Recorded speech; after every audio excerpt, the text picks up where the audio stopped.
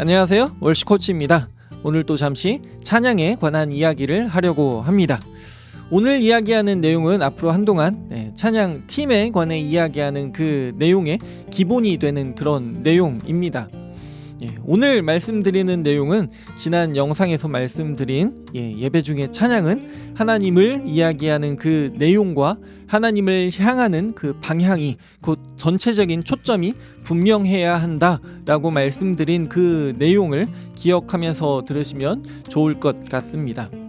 우리는 우리가 부르는 대부분 찬양곡 가사의 모습 때문에, 그리고 종교 개혁과 부흥 운동기를 거치면서 또 오순절 운동과 모던 워십의 영향을 받으면서 개인의 회심에 대한 그런 강조, 그리고 각자가 하나님을 경험하고 개인적으로 다양한 모습으로 하나님과 관계 맺는 것에 대한 그런 강조가 있었기 때문에 예배에 있어서도 개인적인 고백, 개인적인 경험, 개인적인 하나님과의 만남, 그런 것을 강조하는 경우가 많습니다.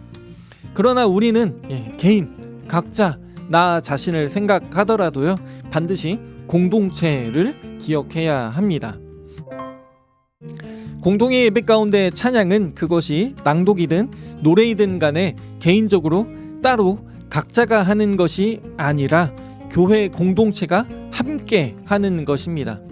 아무리 가사가 나는, 내가, 나에게, 나를과 같이 되어 있어도 우리는 우리가, 우리에게, 우리를과 같은 그런 마음으로 함께 고백해야 합니다. 그렇게 찬양팀 그리고 인도자는 교회 공동체가 친밀함 가운데 함께 고백할 수 있도록 도와야 합니다. 이것은 공동체가 서로를 바라보며 축복하는 노래를 불러야 한다는 말은 아닙니다.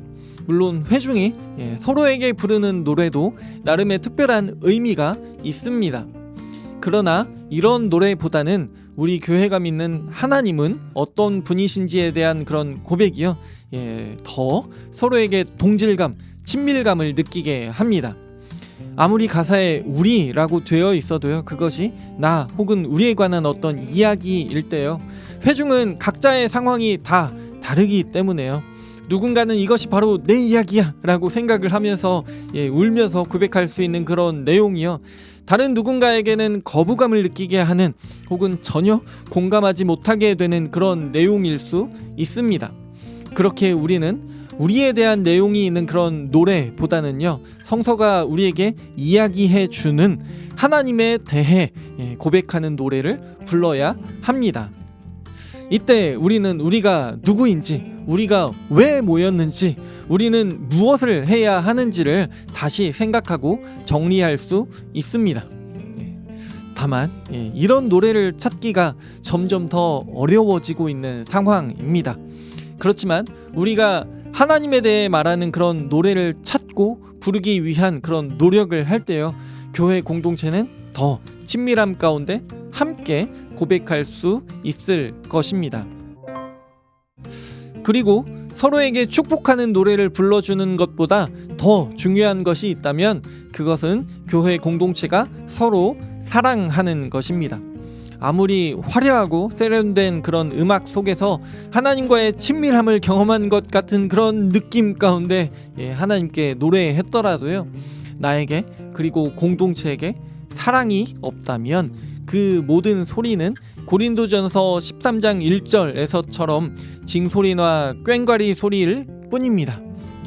사랑이 없는 가운데 했던 그런 찬양은 무의미한 시끄러움일 수 있습니다. 여전히 사랑하고자 하는 그런 마음이 생기지 않는데 하나님을 친밀하게 만난 느낌이 있다면 그것은 착각일 수 있습니다. 우리는 사랑하지 않으면서 또 사랑하고자 하는 그 의지가 없으면서 온전히 함께 찬양할 수 없습니다. 당연히 찬양팀도요, 사랑이 없다면 찬양을 인도할 수 없습니다. 찬양팀은 서로를 향한 그 사랑, 회중을 향한 그 사랑, 이 사랑이 있을 때 찬양팀은 회중을 인도할 수 있습니다. 찬양팀에게 사랑이 없다면 앞에 서지 않는 것이 낫습니다. 찬양팀은 회중과 따로가 아니고 회중과 같은 공동체에 있기 때문입니다. 찬양팀은 함께 예배하는 모든 이들과 한 몸인 교회입니다.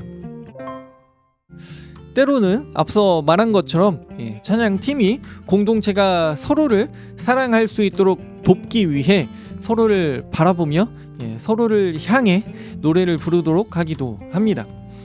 서로를 사랑하지 않는 그런 공동체에게 서로를 축복하는 그런 노래를 부르도록 하는 것이 혹여나 긍정적인 효과를 낼 수도 있습니다.